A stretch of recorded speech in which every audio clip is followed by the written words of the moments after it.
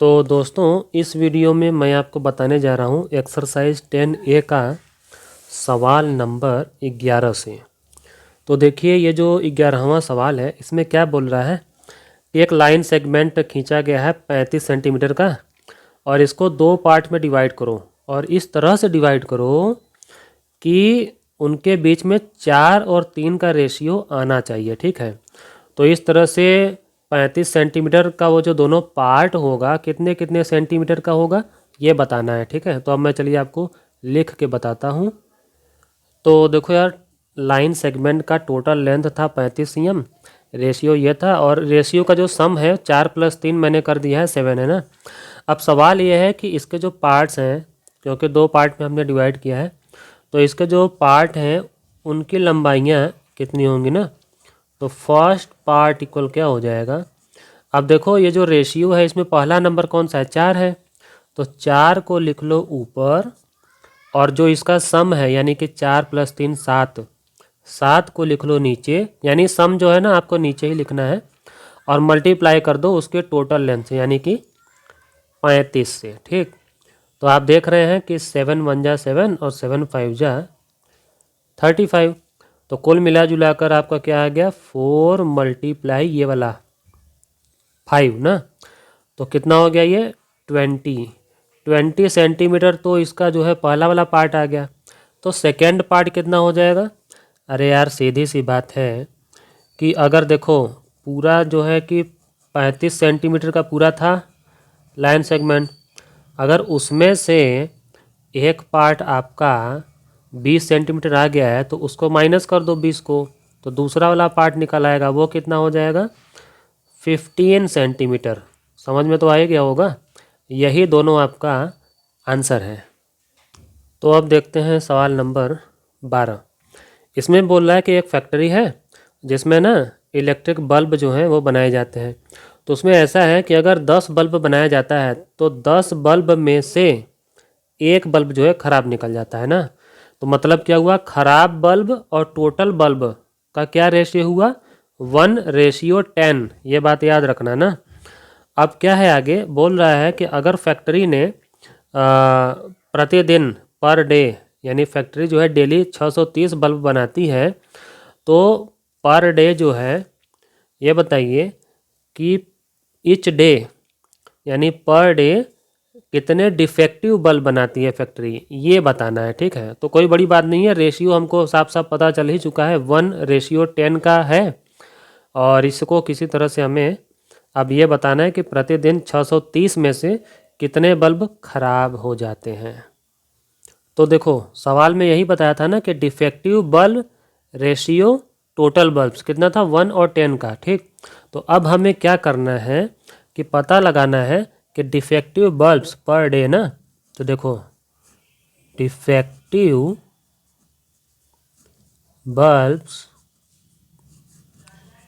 Per day कितने बन रहे हैं, डिफेक्टिव वाला जो रेशियो है यानी कि 1 को लिखेंगे ऊपर और टोटल बल्ब की जो रेशियो है ना वो लिखेंगे हम नीचे। ठीक है, और मल्टीप्लाई कर देंगे किससे, जो टोटल बल्ब से। टोटल बल्ब कितने दिए थे, उसमें सवाल में दिया था 630, 0 से कट गया 0 और 63 × 1 आएगा तो 63 ही, और सीधा सीधा यही आपका आंसर है।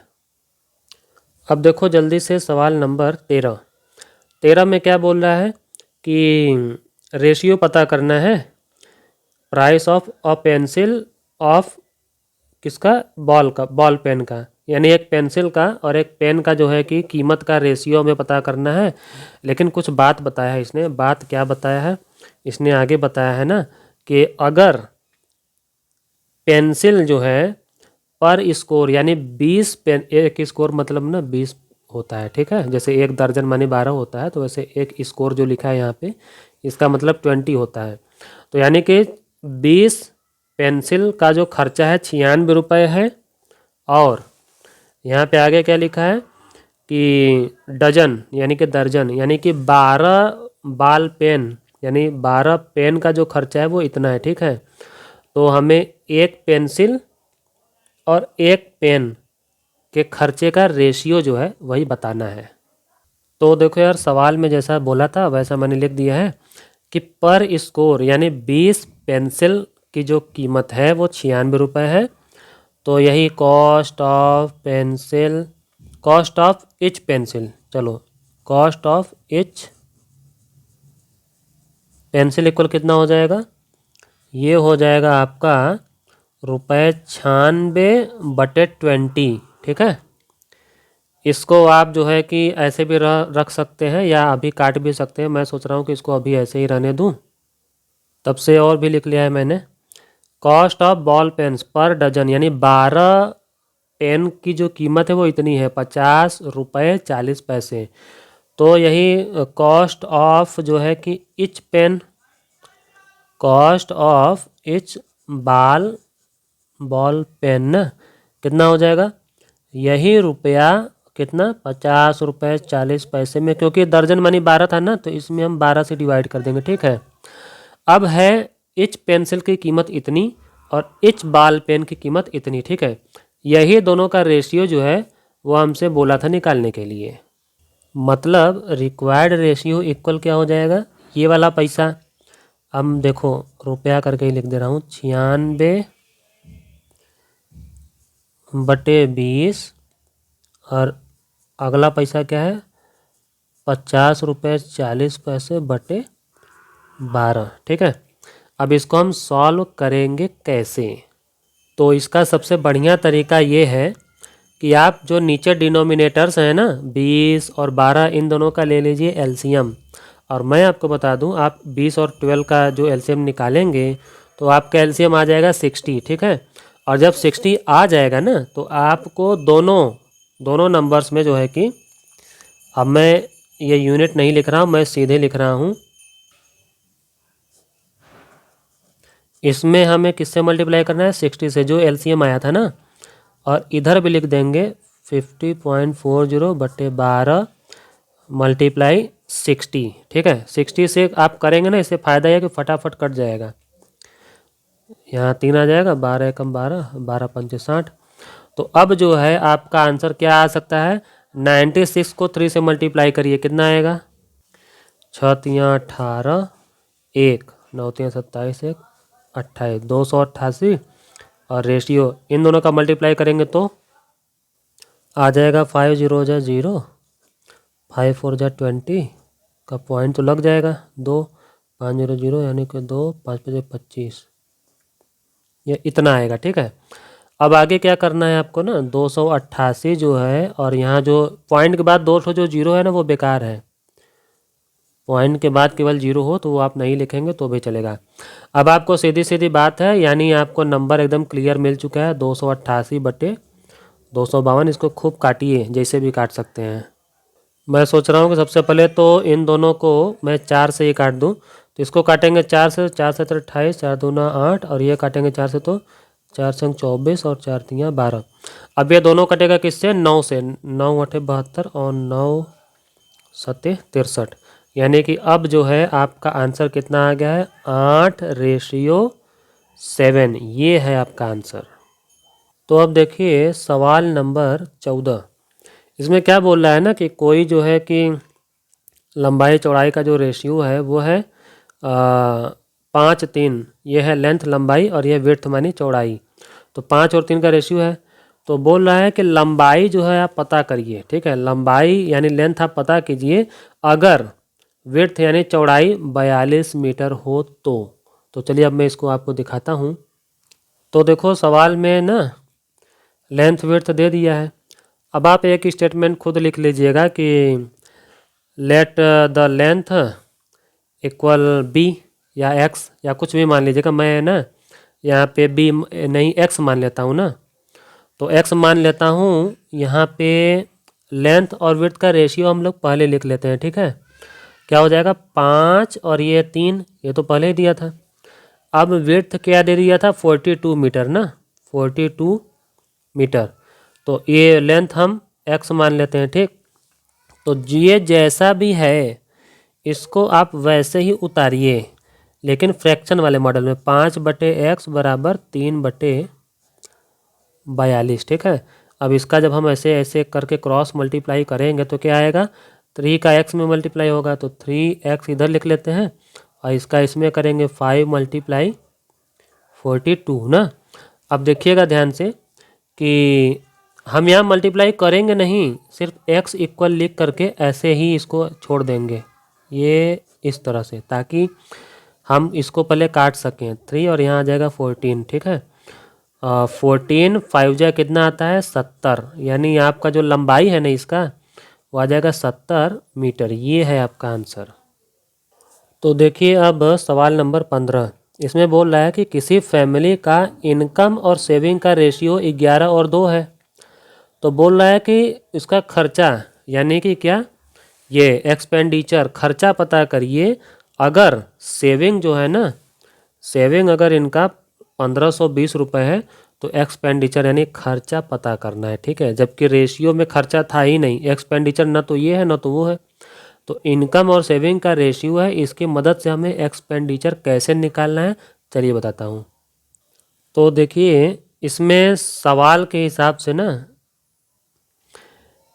गिवन दैट इनकम और सेविंग का जो रेशियो था वो क्या था 11 और 2 का, ठीक।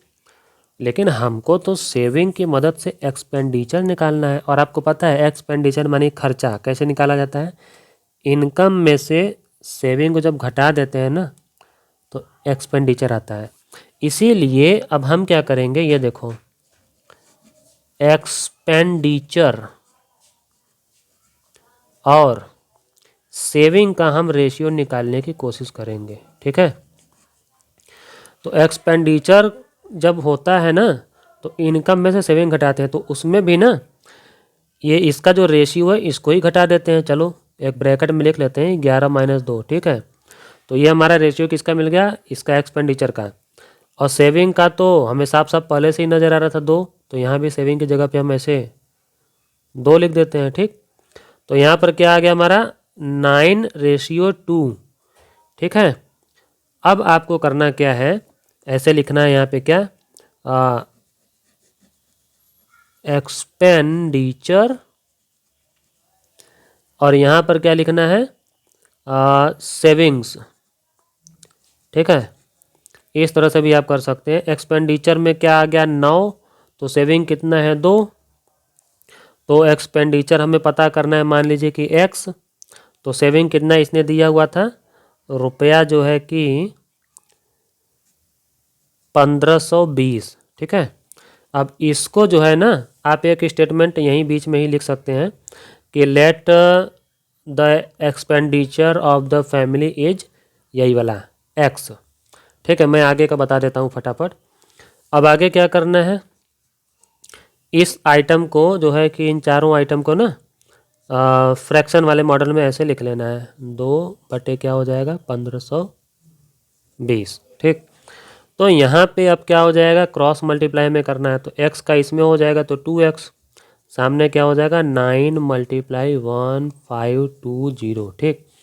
अब इसको जो है ना आप मल्टीप्लाई कीजिए मत, थोड़ा काटने कुटने के लिए भी रख दीजिए, ठीक। क्या आ जाएगा हमारा x इक्वल 9 × 1520 डिवाइड बाई 2।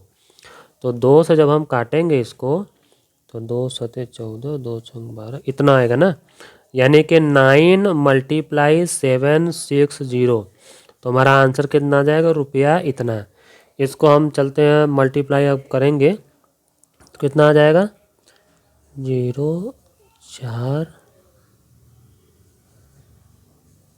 6840, ठीक है। ये होगा आपका आंसर।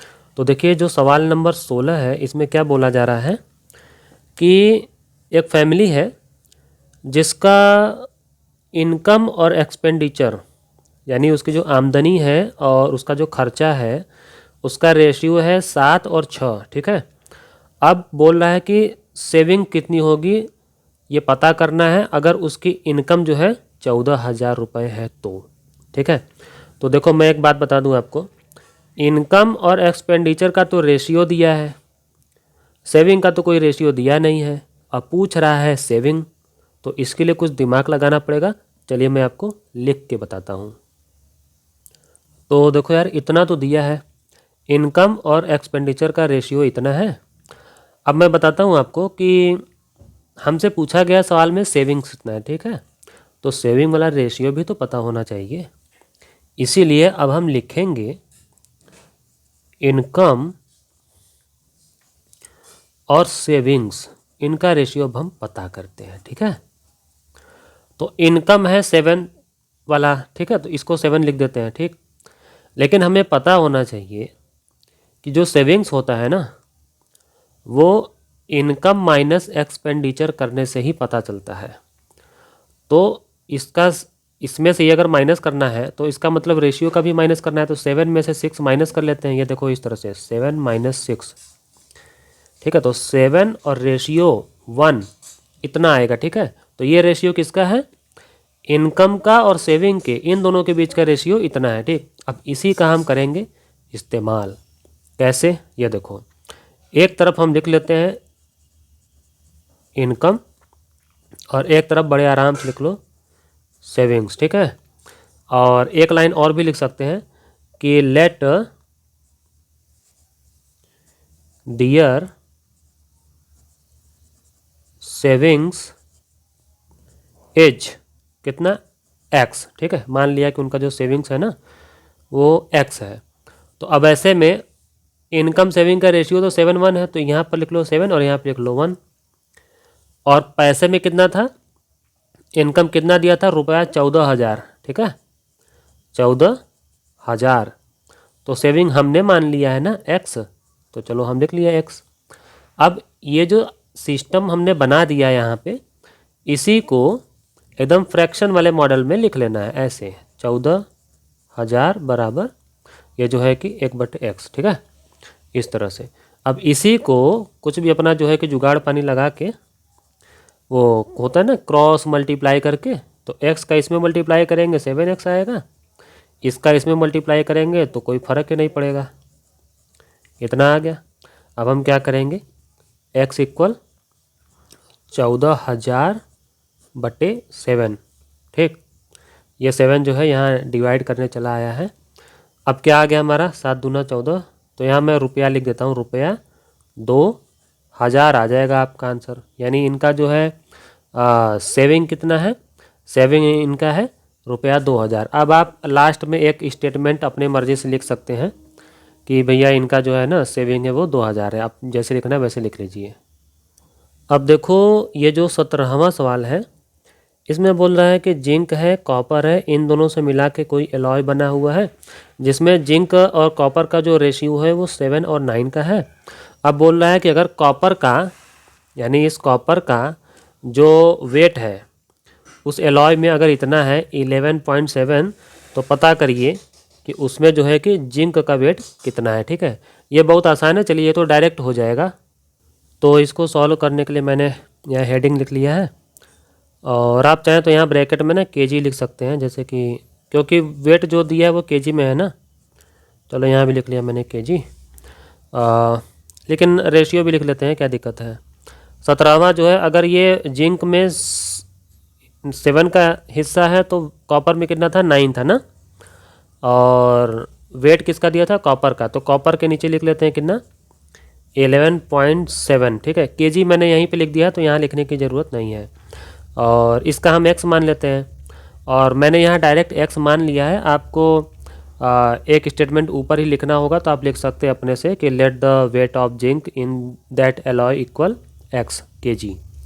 तो कोई दिक्कत नहीं है, करना वही है, बस ऐसे इसको ऐसे लिखो फ्रैक्शन वाले स्टाइल में, ठीक है।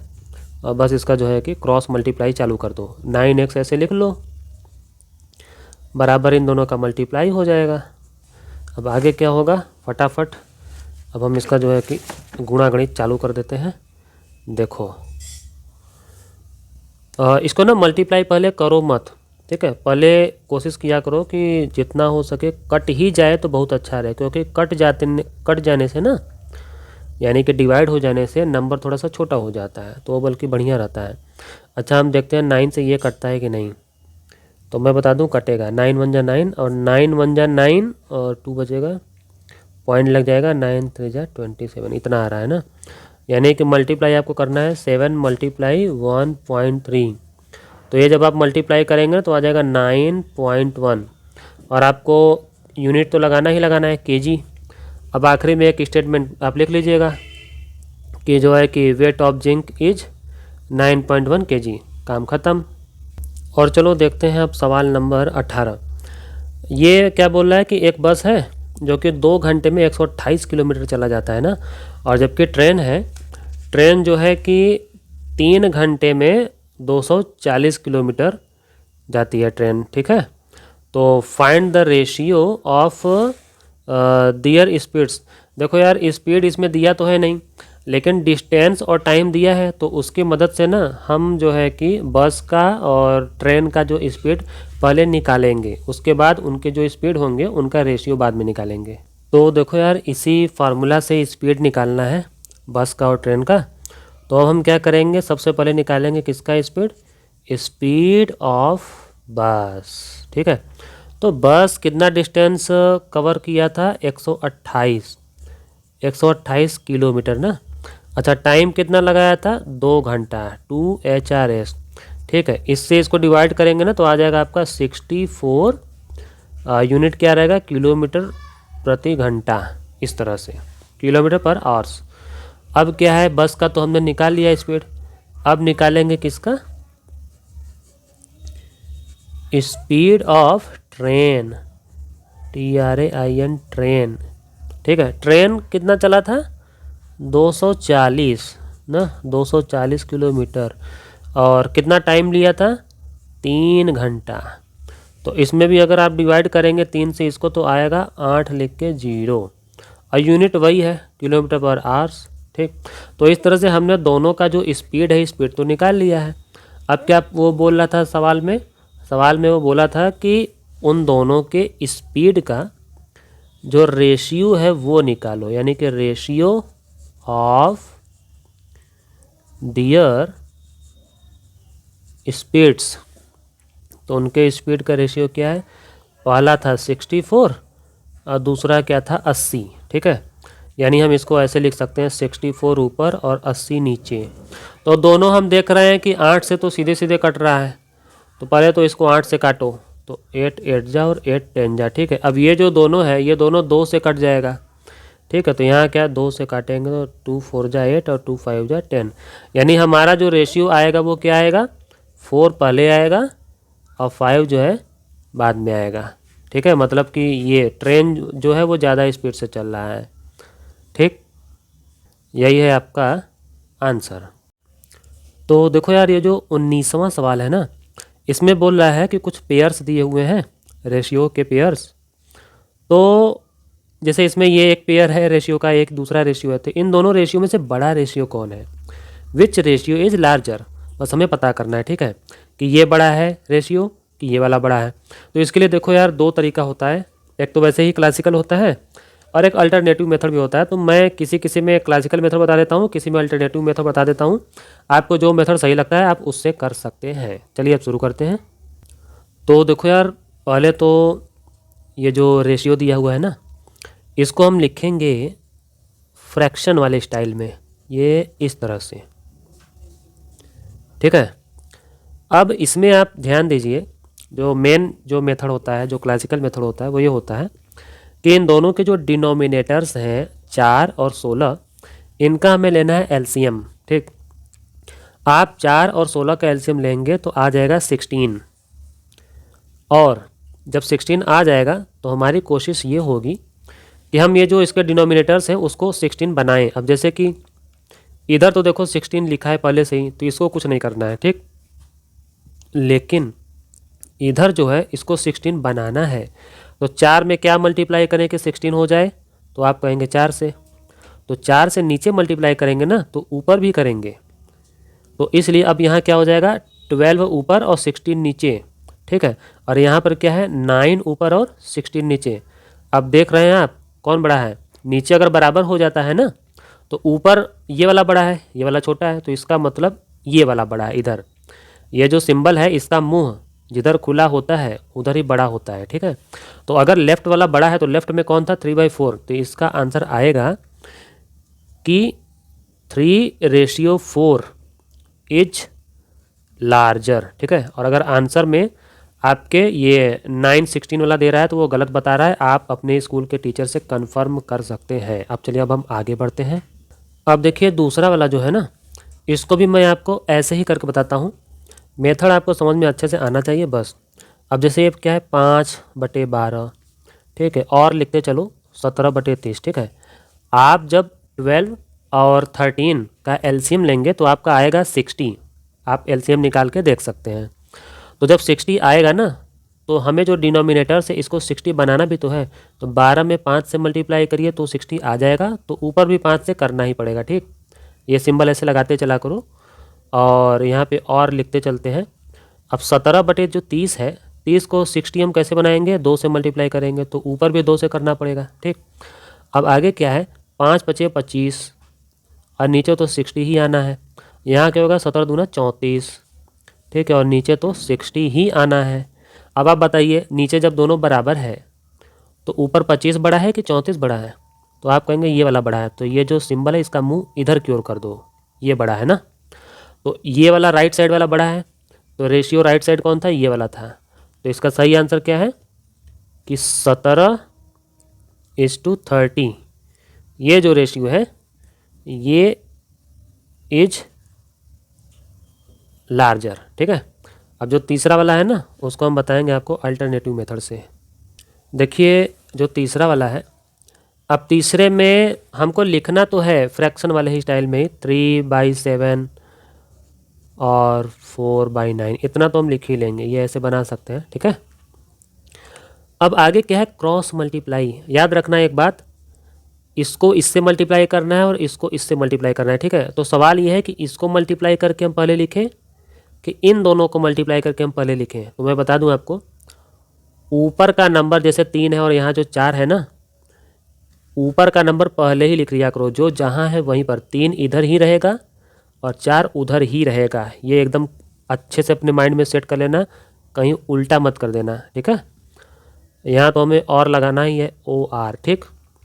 जब 3 है तो 3 का ऐसे क्रॉस के हिसाब से किसके साथ जोड़ी बन रहा था, 9 के साथ। तो 3 × 9 और 4 का किससे बन रहा था, 7 से। अगर आप इस तरह से माइंड को सेट करते हुए काम करेंगे ना तो आपका कभी जो है गलत नहीं होगा। 3 9 × 27 और इधर कौन है 4 7 28, यानी कि 28, ठीक है। अब बताइए बड़ा कौन हुआ, बड़ा है ये 28 वाला, ठीक है, यानी राइट साइड वाला बड़ा है। तो राइट में कौन था, ये था। तो इसका मतलब ये हुआ कि 4:9 जो है दिस इज लार्जर, ठीक है। अब देखिए जो चौथा वाला है ना, इसको भी हम सोच रहे हैं अल्टरनेटिव मेथड से ही कर देते हैं। देखो इसको तो हम चलो ऐसे लिख लेंगे ना 1/2 और 13/27, ठीक है। अब हमने क्या बताया था, 1 को यहीं लिखो और 13 को भी इधर ही लिख लो, ठीक है। इस तरह से OR भी लिख लो। और 1 का मल्टीप्लाई इससे होगा 27 से, और 13 का मल्टीप्लाई 2 से होगा। तो इधर क्या हो जाएगा, इधर तो आएगा 27 से कम 27, इधर क्या आएगा 13×2 = 26। तो बड़ा कौन हुआ, ये वाला ना। तो इसका मुंह इधर की ओर रहेगा ना, तो लेफ्ट वाला बड़ा है मतलब ये वाला बड़ा है। तो 1 ये जो 2 वाला है ये है लार्जर ना।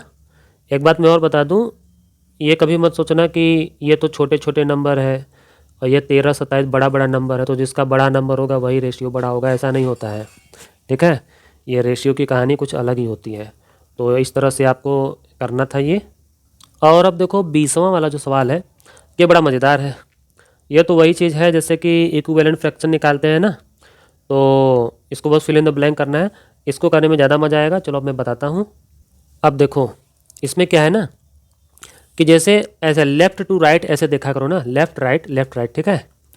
अब देखो अगर हम न्यूमरेटर का देखो तो इधर लेफ्ट में दिया है, राइट में नहीं दिया है, ठीक।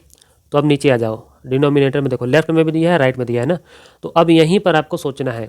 एक बात मेरा अच्छे से याद रखना, इस तरह के सवाल में ना जोड़ या घटाना नहीं चलता, प्लस या माइनस नहीं चलता है। चलता है तो केवल मल्टीप्लाई और डिवाइड, ठीक है। अब जैसे देखो 40 बड़ा है 5 छोटा है ना, तो सीधी सी बात है यार, 40 में मल्टीप्लाई करने से तो 5 आएगा नहीं, डिवाइड करने से ही आएगा, ठीक है।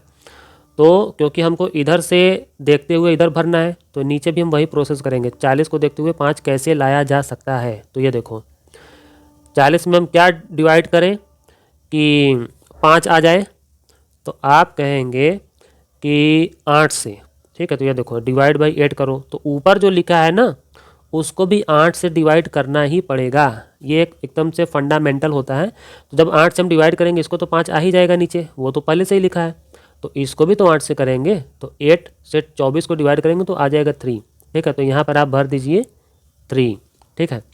अब देखिए, अब जब इसको करने की बारी आ गई है ना, तो आपको इसकी मदद से इसको करने की ज़रूरत नहीं है, आप चाहिए तो इससे भी इसको कर सकते हैं। अब देखो 3 में क्या मल्टीप्लाई करने से 14 आता है, तो आप बोलेंगे 3 4 जा, मतलब कि ये जैसे ये क्या लिखा है 3/5 लिखा है ना, 3/5। तो अब देखिए 3 से 12 कैसे आया होगा, 4 से मल्टीप्लाई करने से। तो जिससे ऊपर करेंगे उसी से नीचे भी करेंगे। तो 3 4 जा 12 तो ऊपर आ ही गया है, नीचे 5 4 जा कितना आ जाएगा 20। तो इसका आंसर क्या हो जाएगा 20, ठीक।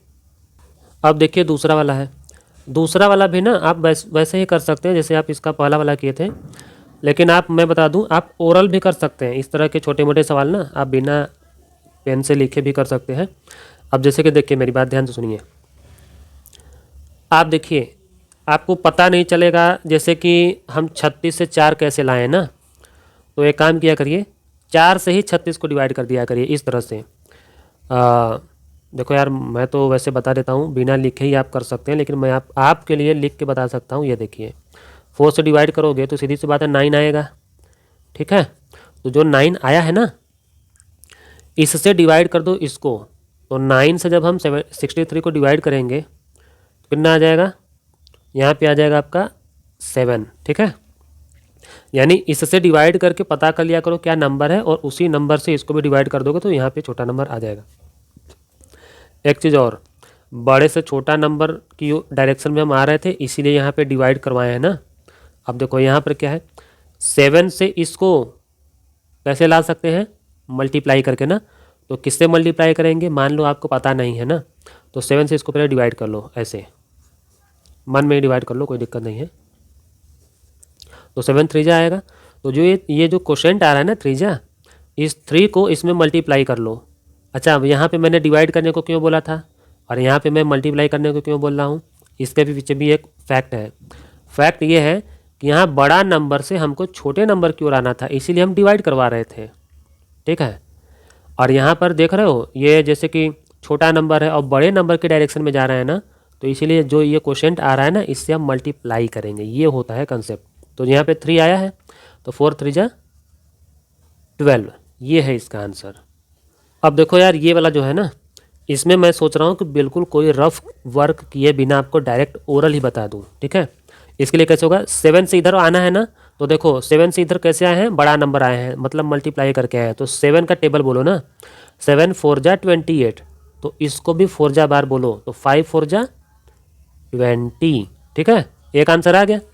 अब क्या है कि अब ये 20 आ गया।